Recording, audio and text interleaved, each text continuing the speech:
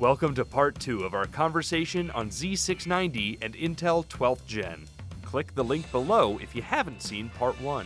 When we talk about consistent design points, I would say probably the most consistent elements are going to be some of what we call our Q-related technologies. And so these are going to be PC DIY-centric kind of technologies that we've put in to be able to help to improve the user experience, like the integrated I/O shield, which we actually first invented this and put this on our flagship ROG series, and now we've rolled out to many other models. This makes the installation process easier, and it actually improves the safety and the reliability of your system, because when you bond the I/O shield to the board like this, it reduces something called EMI, and also helps to improve ESD performance. ESD is electrostatic discharge, EMI is electromagnetic interference. So when you plug a lot of stuff in here, you can actually cause certain issues, you can cause problems, and bonding that directly to that gives you actually better performance. One other really cool kind of design feature that we do have on our boards is going to be our M.2 Q-Latch, which I can actually demo. It's very, very simple, but the cool thing about it is that we have an integrated locking mechanism for the M.2 SSDs. So if I go ahead and let's say just remove this heatsink, which keep in mind, we're using captive screws.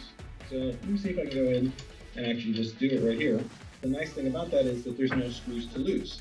So, you know, in the past, you might have maybe unscrewed this heatsink, right? And you'd have to worry, oh man, I'm gonna drop the screw and it's gonna be lost somewhere in the chassis and I've gotta go find it, right? You don't wanna have to worry about that anymore, because with a captive screw design, it's all gonna be held in place, right? But the cool part with the Q-Latch mechanism is that the Q-Latch mechanism is built in here. And the nice thing there is that literally I just angle in my M.2 SSD, I just move the latch down and it locks it in place. I just mount that in there and I'm good to go. There's also the isolated audio design. So this is something also we brought over from our highest end ROG boards, but is now pretty much consistent on all the boards that we'll talk about, where it's built in directly on the motherboard, isolated to give you just a better experience when you have your audios. And lastly, one of the really cool ones that we do have, it won't be on every single board, but it's one that I'm a really big fan of, is going to be this little button that's right here. And if anybody's ever installed the graphics card on a system, traditionally, right, you would have something like your graphics card right here.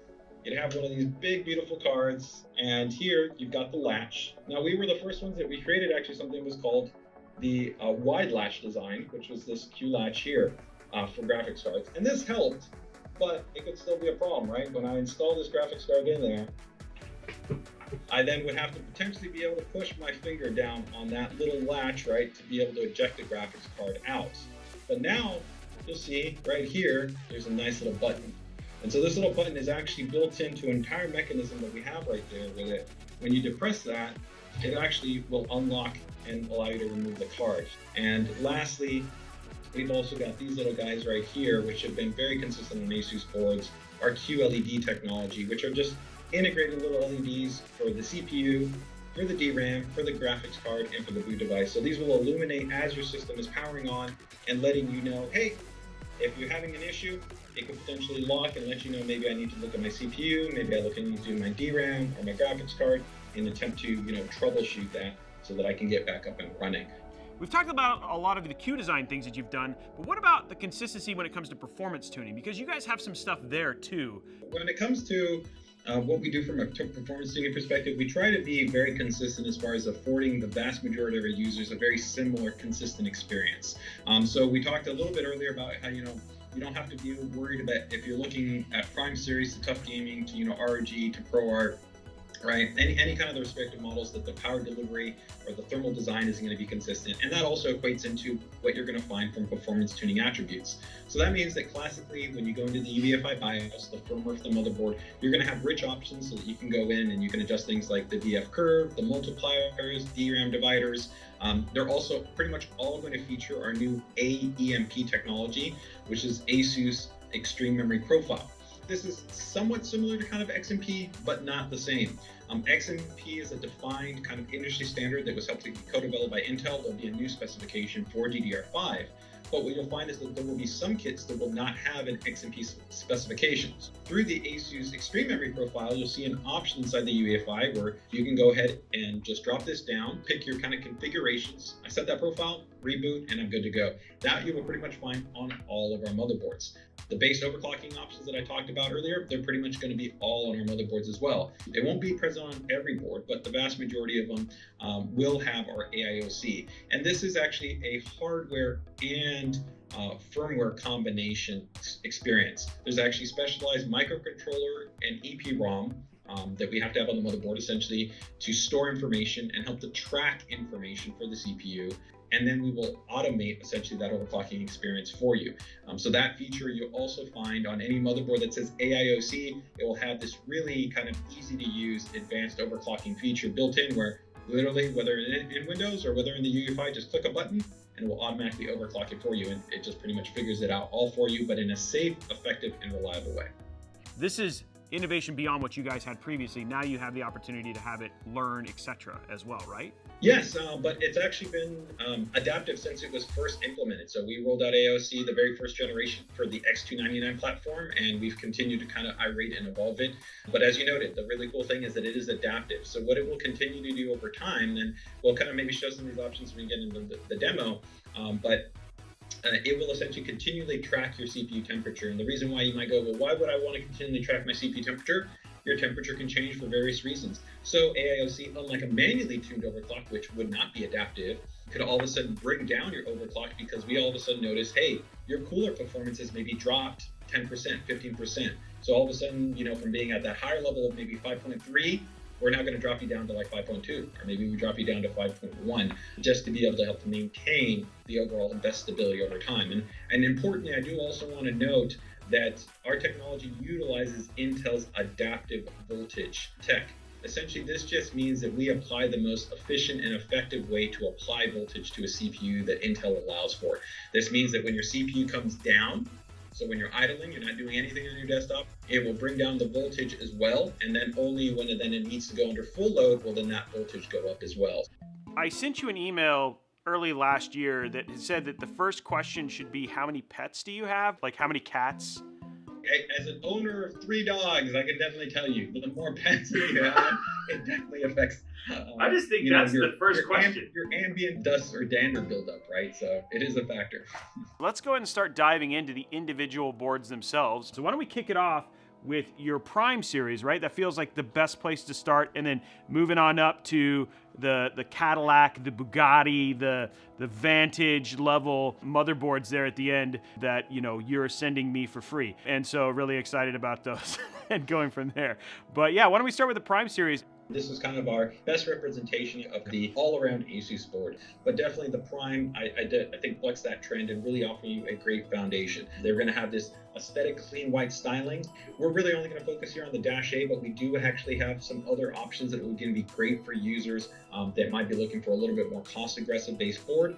With the Z690-P, we'll also have a micro ATX-based version too within the Prime series. So 2 great offerings with you there. All the way around, I think the Prime is going to make for a very, very good option, especially for those of you looking for kind of white theme builds. All the way around, it doesn't really lose out on much when we talk about compared to our higher end series that we have with the ROG Strix and the ROG Maximus series, or even the ProArt series. And really focused for, I think, those users, like I said, that are maybe all around kind of general productivity, content creation, or definitely gaming, but it really could be a board for anybody. Well, there you go. They're free. You just email JJ and he'll send them to you. Yeah, that's all you need. Go from there. Let's jump into gaming then. So let's talk about what are some of the options that we have for gaming, because there's a number of them there. So why don't we start with TUF and then move up from there?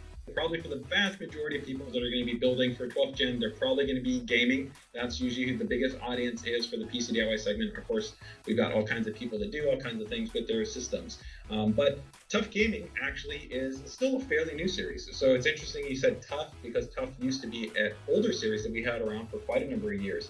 And that's actually different than TUF Gaming. So TUF Gaming now represents the entry into kind of the ASUS gaming line, which is made up of 3 different series of motherboards: TUF Gaming, ROG Strix, and then ROG Maximus class boards. With TUF Gaming, really kind of the goal here is to be able to offer a board that's been aggressively priced. They're generally going to be the lowest cost options that we have in terms of the gaming boards. They will only be offering a DDR4 version for the TUF Gaming, as opposed to in the higher end boards, you're going to be seeing DDR5 based variants, but you're still going to get an outstanding board in terms of its overall features, functions, and designs. Z590, we were the first boards that we released with the new updated, essentially, design language. Which features a brand new logo design and continued our trend to kind of keep things predominantly monochromatic, but still with a little bit of that TUF Gaming accent color. So still works really well in terms of any type of build, in terms of kind of the RGB vibe that you want to go with, but it does have a little bit of that accent in there. Now, in terms of kind of the core features and attributes that you're going to have on the Plus model, one of the nice things is that in prior generation, we generally had a little bit of kind of more segmentation where we had the Plus, where there was a Wi-Fi variant and there was a non-Wi-Fi variant. The nice thing here is that you pretty much get default Wi-Fi with this model. So you're going to get the latest generation Wi-Fi integrated built on board. So if you have, of course, a newer gen ASUS router, Wi-Fi 6, you're going to get low latency, high throughput, a great experience there. In terms of the connectivity, very similar to what we talked about with the Prime series, where you get pretty much all the high-speed connections in terms of your rear, including rear Type-C and internal Type-C connections on there. You do also have display output configurations. We see some users in this space, sometimes maybe they kind of stagger their build. So maybe they start off with kind of IGP-based solutions and then maybe step up to a discrete GPU over time. That's, of course, an option. You also have quite an improvement, I think, from prior gens in terms of the number of M.2 SSDs, as well as the number of heat sinks that are present on the board for supporting your M.2 based SSD configurations. So that's also been implemented there. You have the fully integrated IO Shield experience, which, like I said, just makes the installation experience much more streamlined and easier for you. Same level of extensive RGB lighting control options that we had on the Prime series as well. This board does have a little bit of RGB lighting natively on the board, but not a lot. If you're definitely looking to kind of pump up the visual aesthetic of the board, then that's where the Strix and the Maximus class will really shine, is that they have a lot more integrated lighting. Here, you're only going to have a little bit of side perimeter lighting on the TUF board, so that's where there's a little bit of difference. The audio design is also a little bit different compared to the Prime series. Prime series did feature that isolated audio design that I talked about, but here on the TUF Gaming model, we also include the DTS audio suite. So here we worked with DTS to implement a custom version of their audio suite, which has specialized profiles along with an EQ that you can go in and you can toggle it on and off. You can customize the EQ however you want, of course, or you can use some of the specialized presets to be able to do things like have virtual surround or maybe adjust kind of audio cueing. Of course, if you don't want to enable any of these options, but they are options that you do have. It does also come with our TurboLAN software.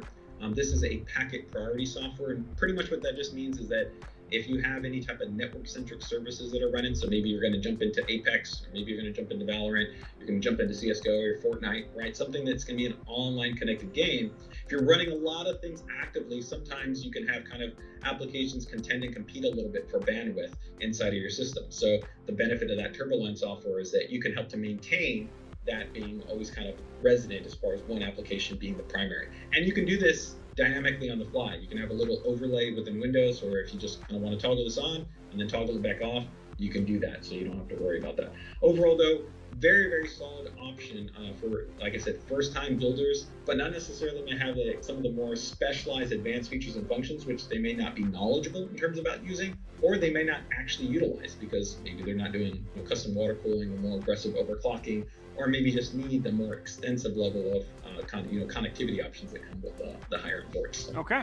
Well, I mean, and that's the thing is like the TUF ones, they only have that same aesthetic versus as we start getting into some of the other ones like the Strix boards and stuff like that, we start to get some options in terms of I don't know if black and white is color, but you get some options in terms of aesthetic choice too, right? Yes, and importantly, I do also want to note there, only certain of the boards will come with that AOSE. So an example is the TUF Gaming boards. You can still fully manually overclock the boards, both for CPU and for the memory, but it does not come included with the AIOC technology. Whereas when you shift into the ROG series class of motherboards, they will have that AIOC technology. Okay, JJ. So we've covered Prime, we've talked about the RG Strix, but let's talk about your named boards. And that's not to say that they're more exciting. It's just the thing is there's a reason they're named. And so, and I know that there's a myriad of those to cover. So starting with the Maximus series, why don't we start walking through those? So the Maximus series for me personally is always, I think, the most exciting series that we have within our lineup of boards. They really represent our kind of flagship in terms of the focus on innovation, performance, and really just trying to push the envelope. You know, you see a lot of distinguishing aspects, whether we're talking about the visual ID, whether it's the features and functions, the overclocking feature set, and pretty much the entirety of the experience. So for this generation, the first thing you're going to notice is going to be a little bit different is going to be the actual naming convention. There's no essentially numbers that are going to be part of the names. And now it's pretty much just the chipset along with the model designation. That is one thing I just want to let everybody kind of know when you're taking a look at the boards. Don't worry if you don't see the number, especially if you're kind of a tried and true ROG fan, that might be a little bit of a point of difference. Now, all of the boards that we're going to be talking about in the Maximus lineup all feature the highest end power delivery that we have in our lineup. So you're going to get an upgrade regardless of any of the other boards you look at. And you're also going to have a really cool implementation that we call our voltage technician module. This essentially is allowing you to kind of almost have kind of like an oscilloscope, but in your motherboard. So that's going to be offered on the Extreme board. But when we move over to the Extreme, we really are taking things to kind of the entirely next level. This is really for users that absolutely want everything on a motherboard. They want the most expansion, they want the most connectivity, they want the most overclocking. It really has it all. It's gonna have the M.2 add-in card, which is this cool little additional module right here, which supports 2 additional M.2 SSDs. It will actually install on the motherboard vertically. It will have 10 gig LAN. It has a vast array of actually specialized headers that are specifically designed for water cooling as well as for traditional cooling. It's going to have that voltage technician. It's going to have the advanced display that the Formula also featured. And it really packs in all of these items to kind of really just offer you a next level experience. And last but not least, will also be that the ROG boards do come with our differential voltage monitoring technology. And essentially this is a different approach than what you see on traditional motherboards. One important thing to note is that DDR4 and DDR5 do require different boards. So if you're looking at an Arctic, you're DDR4ing it, you're gonna have to use Strix. If you're gonna do Arctic DDR5, you're gonna have to do Formula. Am I correct in that assumption? Yeah, just so nobody gets confused, we don't use Arctic in the naming convention. So just on that side. But yes, the easiest way in terms of differentiating, if you're looking at either one of the White Themes boards, you do want to make sure that you're looking at the board respective to the memory. So you nailed it. If you're taking a look at the Strix board, it's DDR4. If you're taking a look at the Maximus series board, then it's going to be DDR5. And that's also just another easy way to kind of differentiate the two. If it's a Maximus board in general, every Maximus board is only DDR5. You're only going to find DDR4 in some of our other series, such as the Strix series or the TUF Gaming series. That's awesome. Now, a couple things. One, thank you very much for allowing us to have a M.2 dedicated to every year Call of Duty comes out, because every one of them takes a whole M.2 slot, right? The second thing, too, is that, hold on, this just in from Newegg. They did have one question. The ROG Strix 3090 white, they also came with a couple of the other GPUs. The giant ring.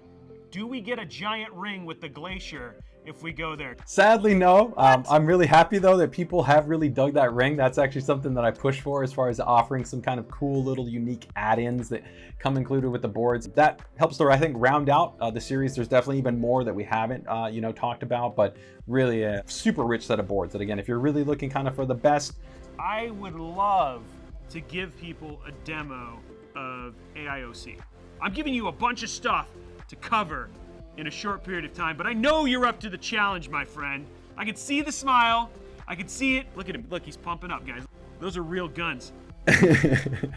So yeah, AIOC is something that we're really, really passionate about. Myself, I'm super passionate about because I'm a dyed-in-the-wool enthusiast. I've been overclocking since my very first system. So we're always trying to figure out how we can make the process easier. This is 100% hardware-based overclocking. We actually have to have a microcontroller that's built onto the motherboard to achieve this. There's a specialized EEPROM, which essentially is onboard storage to be able to keep all the information that we're storing as we analyze things like CPU temperature, the CPU that you're actually running in your system, and other operating what's called telemetry or data points that we have to go in and put into the AIOC algorithm.